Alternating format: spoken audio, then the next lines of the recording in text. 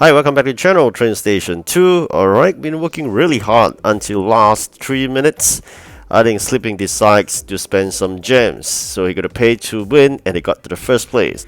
So you can see in the second ranking chart, he was first, and of course our friend as usual Motsky wouldn't be happy and he gonna apply the old trick counting his money and got to the first place of course at the end.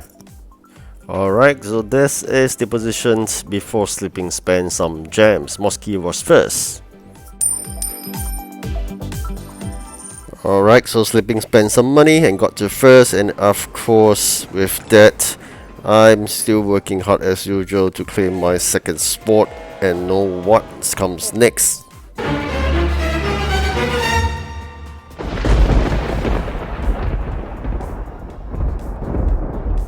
Alright, so I stopped at third place, and that's me final ending positions. Alright, so now let me share with you the gameplay throughout the whole game, just a couple of hours before the end of the competition.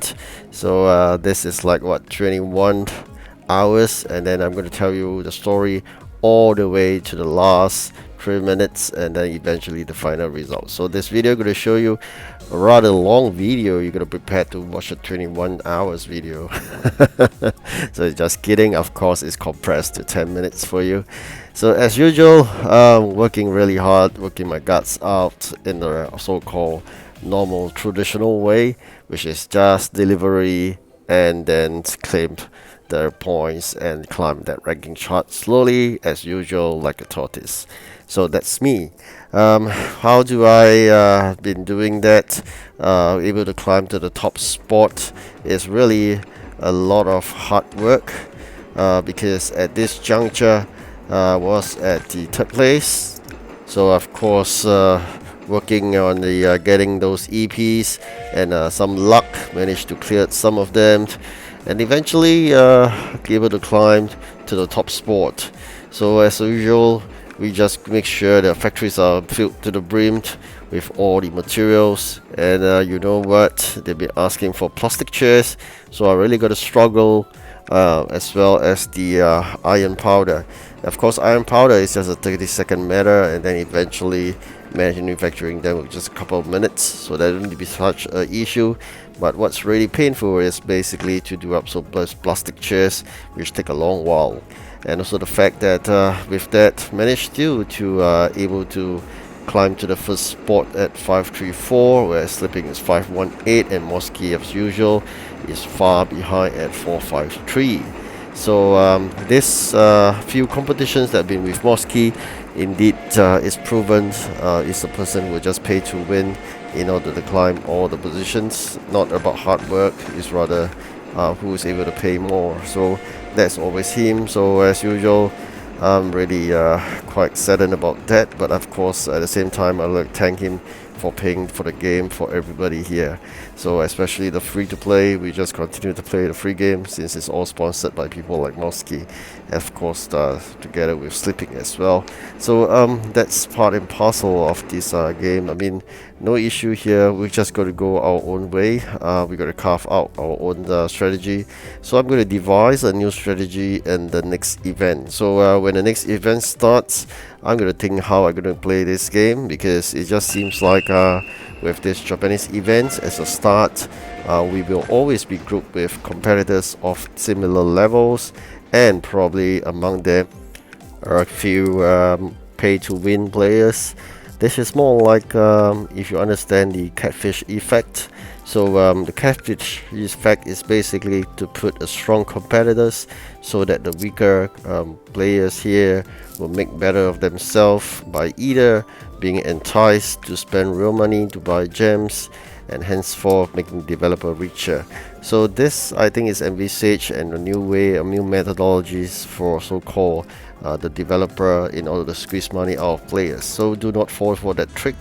End of the day, more importantly is you play a game that you enjoy, and I'm showing you that a free-to-play can actually reach a high level in a way, and you can also win competitions as well. in a way, probably no longer be able to win like first position, but that's perfectly fine. More importantly, we have met our target for this event, which is the first target of getting 2 legendaries. So I've already gotten 2 legendary trains, one of which is the I'm going to show you later on, the samurai legendary train, and of course much earlier gotten that origami legendary train as well. So the target has been met for this event. Next up will definitely be probably epic train, an epic train, or it will be a rare plus a common. So it just depends how many more those kind of events keys I can collect for the remaining of this event itself. So do not worry if you didn't manage to get all 5 of them. It is not that easy, especially when you're going to balance in terms of starting late to win competitions to get so-called those events coins. At the same time, you're going to balance in terms of trying to get as many event keys as possible. So there's no best of both worlds. It's either you want event coins or you want to get more event keys. So of course, if you're in the first 3 competitions, you did really well and you get those event coins, you can then forego about competitions and keep on playing your own so as to gain the maximum event keys and eventually claim all those trains. But again, if you do that, you are losing out in terms of those event coins converted to gold. Bear in mind, gold is really important if you need to upgrade your existing train. And of course, if every 10 event coins can exchange for a good number of gold, I think it would be good to somewhat still win much of those event coins in competition itself. As for trains, I mean, it's a good for collectors. Yes, I agree, we're playing this game because we like good so-called trains, but just got to balance it out. Eventually, you do wish to upgrade the capacity of your trains to the maximum, so for your other events will be much easier along the way. I mean, it's been really easy in the past to win competitions because I do have very strong fleet capacity, but as I progress further, it's really difficult to upgrade the legendary train like 80 capacity to the max. I used to have, I think, 1 or 2 of those really huge capacity, and 80 plus 60, I believe that was in region 2. So with that, when I go into region 3 and they ask for deliveries using region 2 trains in the competitions, it's always so easy because every trips I made is equivalent to probably other people's double so-called 2 trips itself. So that is the winning formula in terms of the high capacity for your trains. And of course, having a good fleet size is good because end of the day there will be like triple restrictions. What are triple restrictions? It's like, for example, they ask for region 5 trains, and it must be a rare train and diesel. So that is called the triple restriction. So if you have duplicates, do not dismantle them because that would help to so-called lighten your load for those triple restriction kind of jobs itself. And of course, in this event, nothing is more important than paper. Just continue building your paper, and if let's say you're preparing for the next competitions, then you jolly well have a good amount of paper in your warehouse. That will be really helpful along the way. So this is a short competition, and you can see here I've been pushed down to the 3rd place at about 10 hours before the end of the competition by another player with a numeric figure. But again, that's not important because end of the day they are probably in the different regions in terms of not in Asia or Australia. So that is the good thing.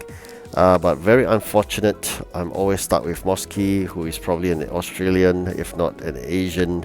Henceforth, we may have been somewhat similar time zone or at the same time zone.